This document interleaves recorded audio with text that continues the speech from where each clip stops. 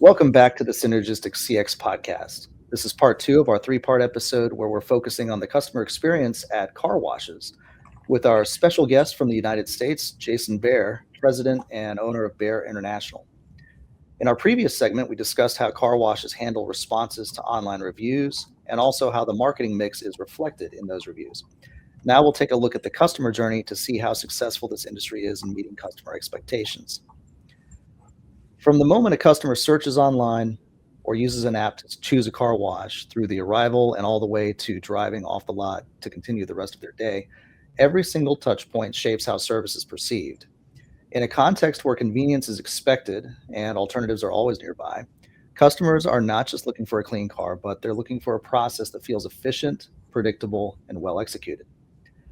So let's start with the customer journey. The customer journey is represented here on this picture of a road, and it is the journey that the customer undergoes with a particular brand. So they start off with their initial requirements, their initial needs of identifying the fact that they do need to go visit a car wash. That's their awareness. And then they move on to the next stage, which is consideration. And in consideration, on the right, you'll see they research services, whether that be online or offline. And then they actually end up going to the store and, in this case, the car wash, and meeting the staff and getting that greeting from the staff. Then they move through the rest of their journey into the conversion stage. And there's various steps there where they experience the ambience of the location, they select what product they're purchasing, they interact again with the staff, and then they have their vehicle washed and cleaned, and then they pay. The journey continues on after that to retention, where the brand has an opportunity to perform follow-up and feedback, and also introduce loyalty and rewards incentives. And ultimately, the customer journey reaches its final destination, which is word of mouth and loyalist referrals from the customer. So their journey starts off with a very basic need and ideally ends up with them referring that brand to other customers over and over, and them themselves being a lifetime customer. So here on this slide, you can see we actually have another representation of that customer journey. We move from left to right.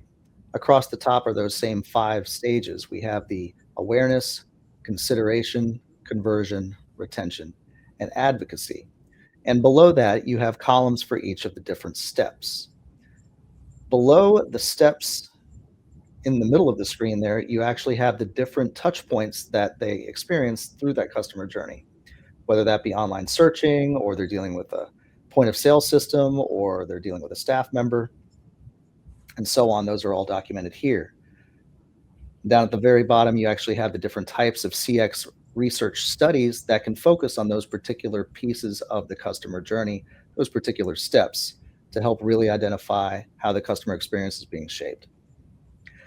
So next, we will step into what we call our moment of truth, where we take this customer journey and we take the online reviews and ratings that we've scraped and downloaded, and we plot those on a graph. So we will actually see the different stages and steps and so forth from left to right, and we'll see a nice line moving up and down based on how customers are perceiving the industry. Before we step into that, as we always do, would anybody like to make any guesses with respect to what we're going to see on the customer journey map? Well, I have a guess, Erik. This industry for me, based on my experience, is the kind of service that customers, they do not spend for pleasure. And this is the kind of service that does not deserve most of the time a TED Talk, which means that it's not exciting to spend money washing your car. So anything related to process, and particularly related to pricing, it's very sensitive. And of course, everything that is related to people is always sensitive, but I would make my bets around processes and around payment. Okay. We have seen payment be a weak process across a number of industries on our studies. So yeah, it wouldn't be a surprise if we see some weak spots there. Yeah, but here is more a pain point because people do not spend money the same way buying shoes and washing your car. I will add to Chris that we know that follow-up is consistently underperforming step in the customer journey. So it's not even a risk to bet on it. True. I won't bet against that. Okay. Well, shall we go ahead and step in? Yeah. Drum roll. And here we are. So let's talk about how this graph is actually showing us information. You'll see across the top the 5 stages again of the customer journey: the awareness, consideration, conversion, retention, and advocacy. And then down at the bottom, you see the individual steps: identification and exploration, researching of services, the staff greeting, location ambiance, and so on. You can see here the average of the customer reviews with respect to the comments that were posted and the aspects that were discussed in those reviews. So you can see here that customers, when they're commenting about car washes, it's generally not terribly positive. The average here we see is that line in the middle, and there's a lot of yellow and a bit of red as well. So we've got quite a bit here that's not performing very well, or at least customers are talking about it in a manner that implies it's not. So yeah, it's pretty surprising. This might actually be the worst customer journey map that we've seen across all the different industries that we've studied. And there's actually nothing here that's in the green in the excellent category. But to talk a little bit more about the specific results here, which we'll do in just a moment, we need to understand the rest of what's on this graph. So we have the line, and we have these different circles on the line that are showing us the averages based on the comments posted in the reviews and so forth.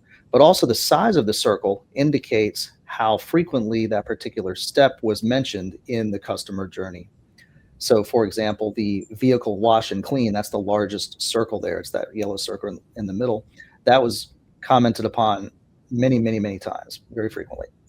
The smaller circles were not commented on as often. Now, in addition to that, we have this gray band, a variance band, which shows us for the math people out there, it's the standard deviation of the mean with respect to the averages. And so we can actually see that from a CX standpoint as potential consistency or inconsistency, depending on the size of that band. So in areas where that band is rather wide, for example, in the payment process, I think, Christiane, you get your win there. And Yeah. also follow-up and feedback. Emil, you were dead on with that as well. A lot of variation. The averages themselves are very low, but in addition, there's a wide array of inconsistency there as well. And it never touched screen. That's right. There's not a single ounce of green on this entire thing. And yeah, there is some slightly tighter consistency in the staff interaction and the vehicle wash and clean, but which you would hope that there's at least consistency in the product being delivered, but still not good comments. So a lot to talk about here. Jason, does this surprise you at all? You guys do quite a bit in the car wash business as far as measuring customer experience and so forth. Is there any surprises here, or is this pretty much what you were expecting to see? That was an interesting graph. Thanks for presenting that. A little surprising, honestly, a little surprising. From my point of view, I got to think of the different types of car washes and the different scenarios associated to them, right? You have some quick service car washes where you're in and out within a minute or two, if you so wish. And that's where you're a pre-paying customer, or you pay when you arrive, you go through the drive-through and you drive off. Great, that's easy. Maybe there's a very limited interaction at that point. Maybe just that interaction from the start with an individual, or you're just paying in a machine and then you're out of there. You can escalate that to the next level once you've gone through the drive-through. Now once you've gone through the full car wash, now you stop and you vacuum your vehicle. Okay. But now you got to think of the really full service scenario car washes that are out there, where you interact with an individual personally upon your arrival. You make that payment, you drive, you get out of your vehicle, they put it on the conveyor belt for you. You watch it as it's being washed. Someone wipes it down and they clean on the inside and clean your windshields, and then you drive off.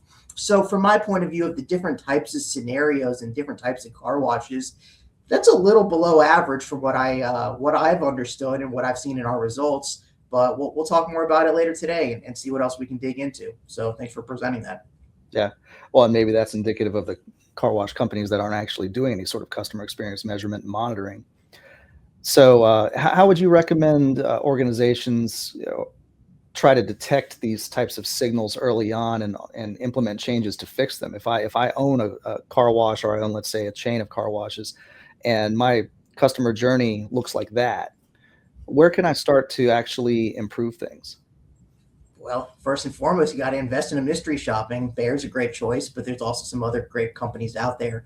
But yeah, Erik, I mean, you got to dig and you got to understand, and it starts from the bottom. And it starts at the top. You got to see what you're doing right, what you're doing wrong. You got to analyze all the analytics that you're receiving.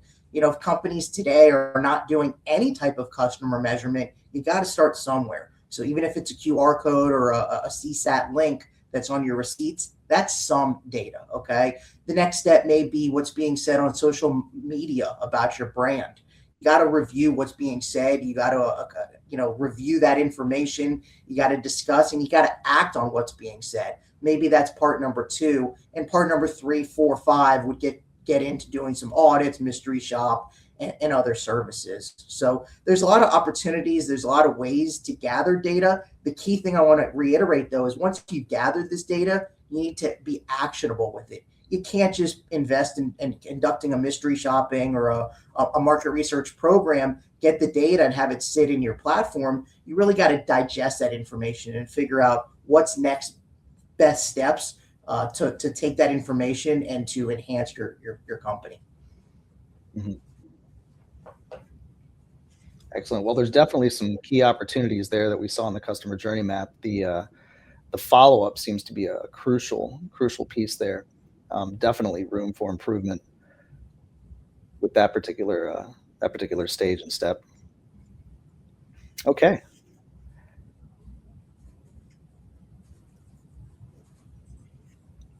Any other initial comments here about the customer journey before we move on?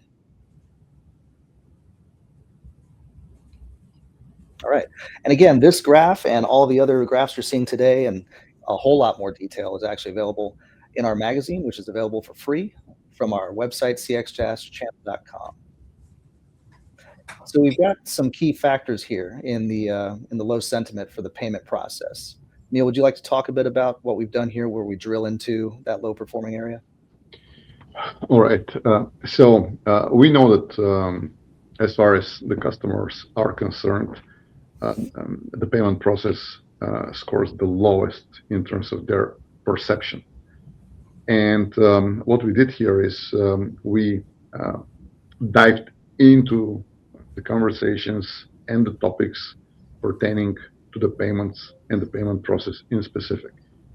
So what we see here is the key factors that drive the negative perception about the payment process, namely pricing and value perception. 34% of the negative discussions with regards to payment are about this. The payment process flow, 20%. That seems to be a contention point. Staff interaction at checkout, again, close to 20%. Payment technology and equipment, 10%. And we have payment methods, transparency and accuracy. So hidden fees here most likely, and the refunds are 7% and 3% respectively. So when we're talking about the payment process in general, these are the key factors in the low sentiment for the payment process. Definitely some valuable information here. So some key takeaways from what we've seen with the customer journey map. Always try to improve the wash and cleaning execution. This is the key product that's being sold at the actual establishment. And you always want to make sure that goes very well and is consistent without a hitch. Payment friction is something that you want to try to remove. As Emil discussed on the last slide, there's quite a bit to look at there. Obviously, value is one of those things that's a lot of people focus on and try to optimize what the pricing is with respect to the products they're selling.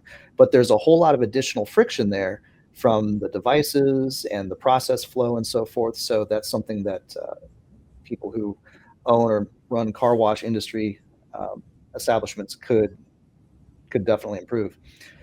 The follow-up stage of the follow-up step of the customer journey also has a major gap. There's a very strong weak spot there where improvement can absolutely be made. So that's something that many different businesses can actually look at to improve. And there's a lot of immediate improvements that are available. As they sometimes say in the military, at least it's a target-rich environment. You can pick any part of the customer journey there and probably improve it in a meaningful way with not a whole lot of effort or investment. So now we'll have a look at the marketing mix funnel matrix, or what we call the MFM for car washes, where we can take it in a step deeper and actually get a little bit more insight into what people are thinking about with respect to this particular industry. And Emil will walk us through that. Thank you, Erik. So let me set the stage for the next couple of minutes in this conversation. We already saw that the online reviews and ratings give a wealth of information when we talk about the industry. But when we are referring to a specific brand, it is unlikely that we will get more than a handful of reviews per location in any given month. So this still provides a great value in drawing the big picture, but it has, from an operational standpoint and from opportunities for targeted action standpoint, the online reviews and ratings on individual brand level would normally give very little information. So at this point, what we're going to do is we are going to answer the question how to enrich the information. Having the big picture is great, but we need to get down to actionable insights. And this is where we are going to dive into other ways to capture data about customer service. First, we're going to talk about the voice of the customer surveys as such. And as a methodology, it is, again, a subjective methodology. It measures the customer thoughts and feelings. But what is more important from a deployment standpoint is that we know that customers have very little time, and they will probably, in the best case scenarios, not answer surveys with more than a handful of questions. So what we are going to present here is a methodology in which we will suggest the most efficient couple of questions to ask the customers when designing the most efficient voice of a customer survey program as a next step. And then in part 3 of this podcast, we are going to get into the real meat of actionable insights, where we will be discussing the objective methodologies of gathering data about the level of customer experience. So the marketing mix funnel matrix, what it is. It is a framework that integrates elements of the marketing mix, product price, promotion place, etc., with the stages of the customer journey, also known as marketing funnel. And this is what we see on this table. The awareness, consideration, conversion, retention, and advocacy, the stages of the customer journey, are plotted on the horizontal axis, whereas the elements of the marketing mix are plotted vertically. And in the middle, we see the intersection of the two. What we can see in this specific case is that there are many red areas, and these red areas represent the negative sentiment specific to this cell of the intersection. What we can see specifically is conversion. In conversion, we have the two biggest red areas, or the biggest red bars, and these pertain to product and process, with close to 20% and close to 18% of all the topics discussed. So these are naturally our first and most important attention areas to consider. And then we can see that we have furthermore 4 additional intersections with a lot of negative topics being discussed. And this is the intersection of consideration and people, and conversion and people, place and price.